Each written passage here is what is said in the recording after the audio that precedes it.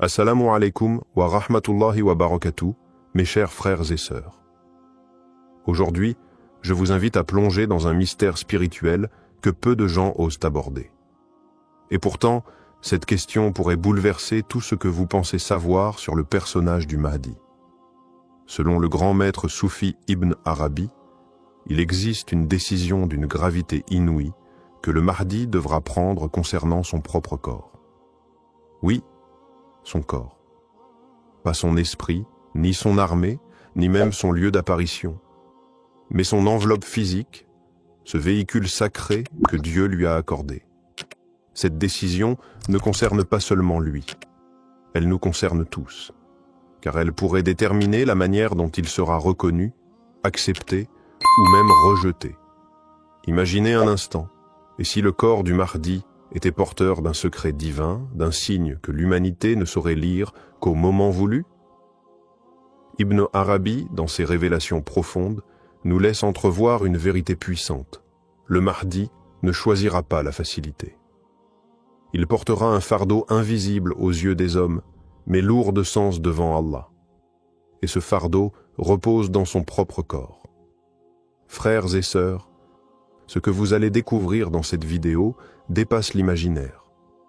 Préparez votre cœur à entendre ce que peu de gens savent, mais que tout croyant devrait méditer profondément. Mais avant de comprendre la portée de cette décision, il est essentiel de connaître celui qui en parle, Ibn Arabi. Ce nom, pour beaucoup, évoque un mystique, mais pour ceux qui l'étudient vraiment, c'est bien plus. Ibn Arabi, surnommé le sceau de la sainteté, était un maître spirituel d'un niveau que peu atteignent. Né en Andalousie au XIIe siècle, il a traversé les terres d'islam, de l'Espagne au Hidjaz, en passant par la Syrie et l'Égypte. Ses écrits, parfois obscurs, parfois lumineux, ont influencé des générations entières de savants, de soufis et de penseurs. Ce n'est pas un homme de fantasmes ou d'illusions, c'est un homme qui a vu avec les yeux du cœur. Lorsqu'il parle du Mahdi, il ne décrit pas seulement un homme. Il décrit une fonction, un secret divin, un événement inscrit dans le décret d'Allah. Et surtout, il parle de ce que personne ne voit, les vérités invisibles. Ibn Arabi affirme que le Mahdi ne viendra pas seulement pour rétablir la justice ou vaincre l'oppresseur.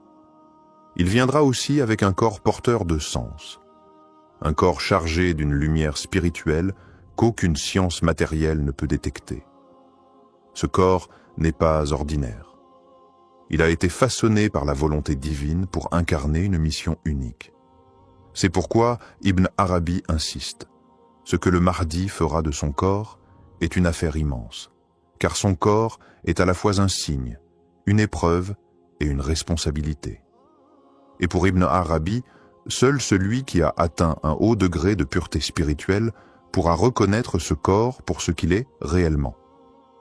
Selon Ibn Arabi, le corps du Mahdi n'est pas un simple assemblage de chair et d'os. Il le décrit comme un corps élu, choisi et façonné spécialement pour une mission transcendante. Ce corps est en lui-même un signe, un porteur de lumière, un symbole vivant du décret divin. Dans ses écrits, Ibn Arabi parle d'un corps purifié dès l'origine, qui n'a jamais été souillé par les passions du bas monde. Il ne s'agit pas d'une perfection physique au sens humain, mais d'une élévation spirituelle incarnée. Le Mahdi possède un corps imprégné de la lumière mohammadienne, c'est-à-dire la lumière originelle qu'Allah a créée avant toute chose et qu'il a déposée dans les prophètes jusqu'au sceau d'entre eux, Muhammad, puis dans le Mahdi. Ce corps, bien que visible à l'œil, reste caché dans son essence. Il est entouré d'un voile spirituel que seuls les cœurs éveillés peuvent percevoir. Ibn Arabi évoque même la présence de signes invisibles sur son corps. Non pas des marques physiques lisibles comme un tatouage, mais des manifestations subtiles de la présence divine. Certains savants parlent d'un sceau sur son dos, d'autres d'une lumière entre ses deux épaules. Mais Ibn Arabi insiste. Ce corps n'est pas un simple support. Il est le premier champ de bataille entre les forces du bien et du mal. C'est à travers ce corps que se manifestera la volonté divine, mais aussi les épreuves les plus intenses. Car ce corps dérangera, il troublera les élites, il fera trembler les ennemis de la vérité. Il ne sera pas seulement un signe pour les croyants, mais une menace pour ceux qui gouvernent dans l'ombre. Ainsi, la nature spéciale du corps du Mahdi est un message silencieux d'Allah à l'humanité. Le rappel que le divin peut se manifester dans l'apparence la plus simple, mais chargé de secrets insondables. Et c'est là que vient le tournant le plus étonnant du discours d'Ibn Arabi. Il affirme que le Mahdi devra prendre une décision cruciale concernant son propre corps. Mais de quoi s'agit-il réellement? Selon lui, le Mahdi sera confronté à une révélation intérieure, un moment où il comprendra que son apparence physique n'est pas simplement un état passif, mais un outil, une clé entre ses mains. Il devra choisir, dissimuler certains aspects de sa personne pour préserver la sagesse divine, ou bien les exposer au risque de provoquer une hostilité massive. Ibn Arabi explique que le Mahdi aura accès à des secrets qui concernent directement son lignage, sa forme corporelle et même sa voix, des éléments qui éveilleront chez certains une certitude immédiate, et chez d'autres un rejet violent. Par exemple, certains croiront qu'il devrait venir avec une certaine couleur de peau, une forme de visage, une langue ou un accent particulier. Si son corps ne correspond pas à ces attentes, ces gens le rejetteront. Le Mahdi sera donc tenté de cacher certains traits pour éviter la division. Mais en même temps, il sait que c'est par cette apparence exacte qu'Allah a voulu l'envoyer. C'est là le test. Cette décision d'assumer pleinement le corps qu'Allah lui a donné, avec ses spécificités, sans chercher à plaire ou à rassurer, est ce qu'Ibn Arabi appelle la vérité nue face au monde. Elle nécessite un courage immense. Car en révélant son corps tel qu'il est, il révèle aussi la volonté divine, et cela déclenchera à la fois l'amour des véridiques et la haine des hypocrites. Voilà pourquoi ce choix est si lourd. Ce n'est pas un choix esthétique, c'est une prise de position spirituelle, stratégique et eschatologique. La décision du Mahdi de ne pas dissimuler son apparence aura des conséquences profondes et immédiates sur le monde. Ibn Arabi annonce que le dévoilement du Mahdi, dans son authenticité physique et spirituelle, marquera un point de non-retour. Certains savants disent de Sam Atambon que dès qu'il apparaîtra tel qu'il est, les forces du faux se mettront en mouvement. Les puissants de ce monde, qu'ils soient liés politiques, religieux ou même prétendument spirituels, ressentiront en lui une menace. Non pas parce qu'il prendra une arme, mais parce que son existence même, dans son intégralité physique, remettra en cause tous leurs mensonges. Ce ne sera pas un discours qui fera trembler les tyrans, mais son silence, son regard, sa posture, sa lumière. Ibn Arabi affirme que la haine qu'il suscitera ne viendra pas de ce qu'il dit, mais de ce qu'il est. Son corps deviendra malgré lui un miroir. Ceux qui sont purs y verront la confirmation de leur foi. Ceux qui sont corrompus y verront leur chute annoncée. En réalité, ce que le Mahdi montre dans cette décision, c'est un niveau absolu de tawakkul, la confiance totale en Allah, car il se livre à la vérité sans craindre le rejet, la moquerie ou l'opposition. Et Allah, en retour, lui accordera une force que nul ne pourra briser. Cette révélation de son identité provoquera un bouleversement dans les cœurs. Certains reconnaîtront dans lui les descriptions prophétiques transmises dans les hadiths. D'autres, aveuglés par leur passion ou leur intérêt, le nieront. Le monde sera divisé en deux camps, non pas par guerre, mais par perception. Et tout cela, simplement parce que le Mahdi aura accepté d'être pleinement ce qu'Allah a fait de lui. Voilà l'effet immense d'une décision que beaucoup auraient évitée par peur, mais que lui assumera avec une certitude implacable. À partir de cette décision assumée, une transformation invisible mais puissante commencera à s'opérer dans la communauté musulmane. Ibn Arabi écrit que le Mahdi, par sa simple présence dévoilée, activera des âmes endormies. Des croyants, longtemps perdus ou dans le doute, sentiront une attirance inexpliquée vers lui. Ce ne sera pas un effet de propagande, ni un culte de la personnalité. Ce sera une reconnaissance intime, comme si leur cœur retrouvait un pacte ancien.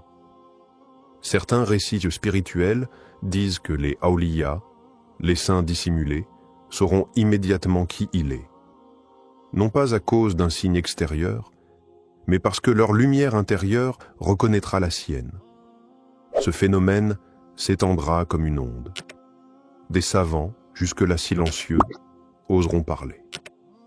Des jeunes, perdus dans le chaos du monde, trouveront un repère. L'équilibre du monde musulman commencera doucement à se réaligner. Ibn Arabi précise que c'est à ce moment précis que le Mahdi commencera à éduquer non par des discours, mais par l'exemple vivant. Son corps, toujours lui, deviendra une école, un signe de discipline, de maîtrise, de vérité incarnée. Il ne parlera pas beaucoup, mais chaque geste sera pesé, chaque silence porteur d'un message. Et cette manière de guider, totalement nouvelle, troublera même certains croyants.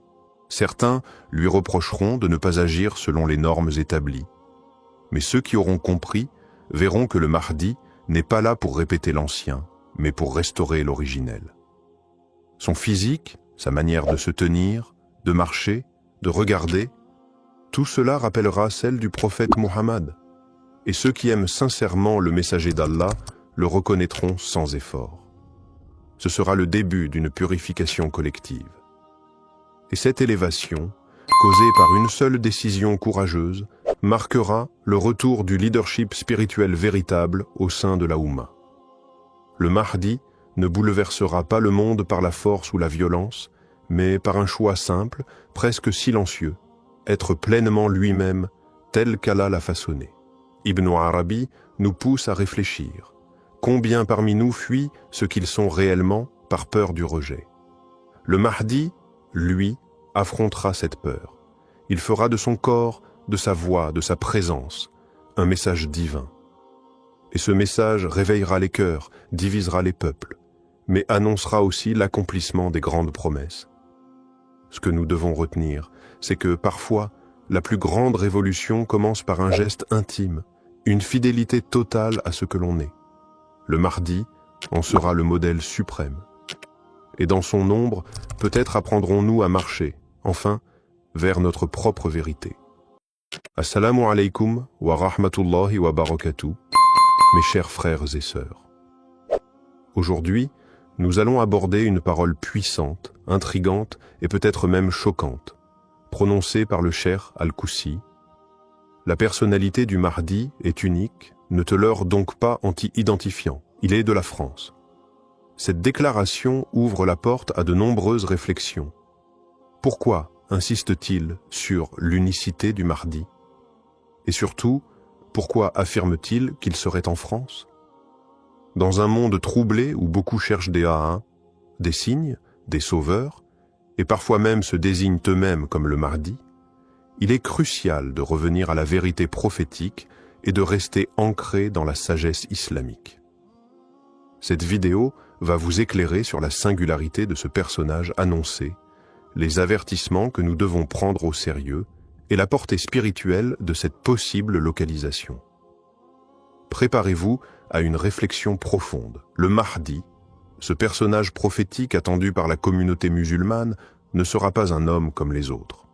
Sa personnalité est décrite dans de nombreux hadiths comme étant exceptionnelle à tous les niveaux. Le prophète Muhammad a dit « Le Mahdi est de ma descendance, de la lignée de Fatima ». Cela signifie déjà qu'il porte une noblesse de sang, une pureté de lignée, mais aussi un héritage spirituel profond. Il ne sortira pas de nulle part, et sa venue ne sera pas une coïncidence. Il est prédestiné, choisi par Allah pour une mission unique, rétablir la justice sur terre à un moment où l'oppression aura atteint son paroxysme. Sa guidée ne viendra pas d'un simple apprentissage religieux, mais d'une lumière qu'Allah placera dans son cœur. Les textes indiquent qu'il sera juste, patient, humble, courageux, et que son jugement sera droit, sans déviation ni faiblesse. Sa présence mettra fin aux tyrannies, aux conflits internes de la Oumma et il unifiera les musulmans dans la vérité. Il ne sera ni un révolutionnaire politique, ni un homme en quête de pouvoir, mais un serviteur sincère d'Allah, conduit uniquement par sa volonté. Il priera comme tout musulman, il pleurera par crainte d'Allah, et il refusera même d'être reconnu avant d'y être contraint. Ce qui rend sa personnalité unique, c'est qu'elle incarne à la fois la force du juste, la sagesse du pieux, la modestie du serviteur et la foi inébranlable du véridique. On ne peut donc pas s'improviser Mahdi par ambition ou inspiration personnelle. Sa position ne peut pas être imitée ni provoquée. Il sera soutenu par des signes célestes et reconnu par des savants sincères. C'est cette unicité-là que le cheikh Al-Koussi nous rappelle. Nul ne peut s'y identifier à tort sans tomber dans l'illusion. Se prendre pour le Mahdi, ou soupçonner qu'on pourrait l'être, est une tentation dangereuse que beaucoup, dans l'histoire, n'ont pas su éviter. Certains étaient sincères mais égarés, d'autres manipulateurs. Dans les deux cas, le résultat est désastreux. S'identifier à une figure aussi centrale dans l'eschatologie islamique, sans preuve ni guidée divine, mène inévitablement à l'orgueil, à la confusion et parfois à la fitna. Le Mahdi n'est pas une ambition personnelle que l'on peut atteindre à force de piété ou d'effort. Ce n'est pas un grade que l'on vise, ni une identité que l'on adopte. Les savants ont toujours mis en garde contre cette prétention, car derrière cette idée se cache une méconnaissance grave de la nature même du Mahdi. Il n'est pas un simple réformateur, ni un leader éclairé. Il est un signe de la fin des temps, un homme dont l'âme a été façonnée par le décret d'Allah pour une mission que personne ne peut porter à sa place. Se tromper soi-même en croyant être cet homme, ou en prétendant le reconnaître sans preuve manifeste, c'est non seulement se nuire, mais semer l'égarement autour de soi. C'est pourquoi les grands maîtres spirituels, dont Cheikh Al-Koussi, rappellent avec fermeté « Ne te leurre pas, ce mensonge intérieur est le plus destructeur. Se croire Mahdi, c'est en réalité ignorer ce qu'est véritablement le Mehdi. » Cheikh Al-Koussi, dans ses interventions marquantes, insiste sur une vérité que beaucoup refusent d'entendre. La personnalité du Mahdi est au-delà de toute projection humaine. Lorsqu'il dit « Ne te leurre donc pas anti-identifiant », il s'adresse directement à ceux qui laissent leur ego spirituel les égarer. Son message est clair. Tu peux aspirer à la piété, à la sincérité, à la réforme, mais jamais tu ne peux revêtir cette station sans y être désigné par Allah lui-même. Le cheikh, profondément enraciné dans la tradition soufie et la connaissance intérieure, connaît les pièges du nafs déguisé en aspiration sacrée. Il rappelle que même dans le cheminement spirituel, il y a des limites à ne pas franchir. Le Mahdi ne se connaît pas comme tel au début. Il n'en parle pas. Il ne s'y identifie pas. Et s'il en vient à être reconnu, c'est contre sa volonté, par la pression des croyants sincères, des savants, et surtout par les signes incontestables prévus par Allah. Le cheikh insiste donc. Celui qui s'auto-désigne ou qui croit ressentir en lui des signes du Mahdi est en réalité dans l'erreur, car ce genre de perception naît souvent du désir, pas de la révélation. Seule une guidance divine, appuyée par des preuves extérieures et validée par la communauté véridique, pourra confirmer ce personnage. En attendant, la meilleure attitude est l'humilité, et non l'identification présomptueuse. Lorsque Cheikh Al-Koussi affirme que le Mahdi est en France, cette déclaration étonne, interroge, voire dérange. Que veut-il dire exactement? Est-ce une parole symbolique, spirituelle ou bien littérale? Plusieurs hypothèses peuvent être envisagées. D'abord, il est possible qu'il parle d'un lieu d'habitation actuel, sans nécessairement signifier que le Mahdi soit originaire de France. Certains savants ont mentionné que le Mahdi pourrait vivre dans l'ombre, caché, dans un pays où personne ne s'attend à le voir. Dans ce cas, la France, pays de paradoxe, pourrait être un lieu de retraite, d'observation ou même d'épreuve pour lui. Une autre interprétation possible est que Cheikh Al-Koussi parle du lieu d'éveil de sa mission, et non de sa naissance. Peut-être que ce personnage, bien que descendant du prophète, aura été élevé en Europe, et que c'est depuis cette terre qu'il commencera à ressentir l'appel intérieur. L'histoire islamique est remplie de cas où des réformateurs ont surgi d'endroits inattendus. Il est aussi envisageable qu'il fasse référence à un exil temporaire, une période de silence avant la grande mission. Enfin, certains pensent que Cheikh Al-Koussi évoque la France comme un symbole de désordre spirituel et social, dans lequel le Mahdi serait plongé afin d'être formé à affronter l'ampleur de sa tâche.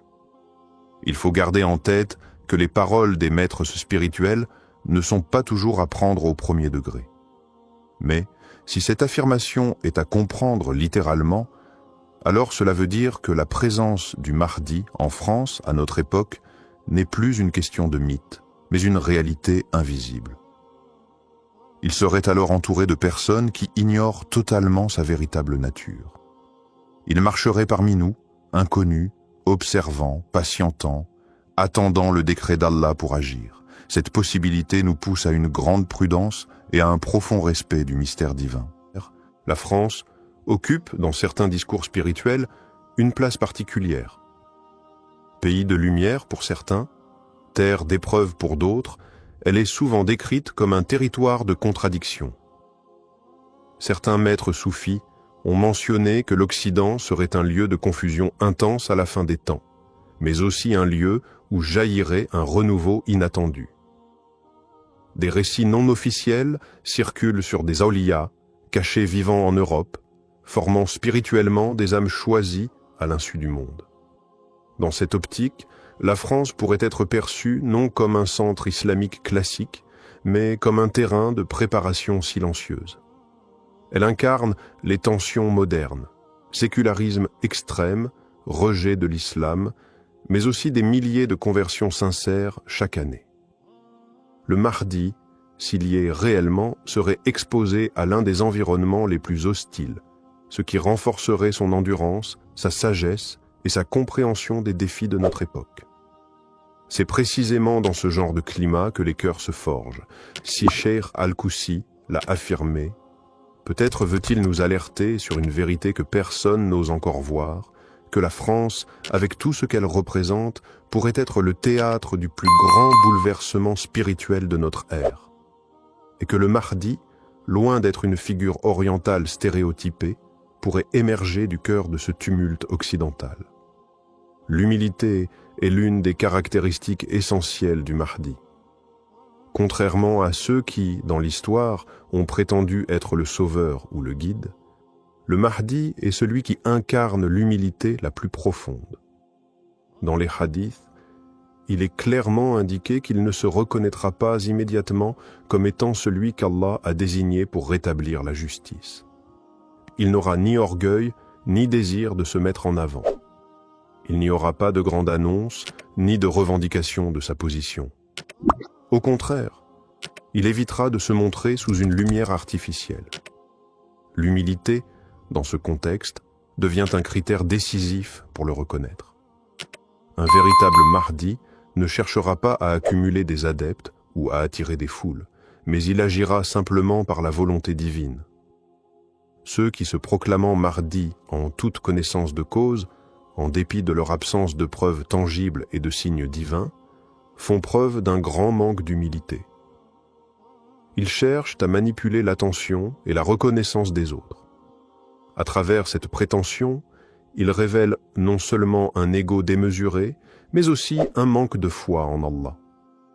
Le vrai Mahdi, au contraire, restera discret, guidé par Allah seul, et les gens viendront à lui non par son propre désir, mais parce que leur foi en Allah les aura poussés vers lui. Il saura sans doute que son apparence même ne sera qu'un instrument dans la main d'Allah pour accomplir un dessein bien plus grand. C'est pourquoi l'humilité, dans le cadre de la personnalité du Mahdi, est non seulement un signe distinctif, mais aussi un enseignement central pour les croyants.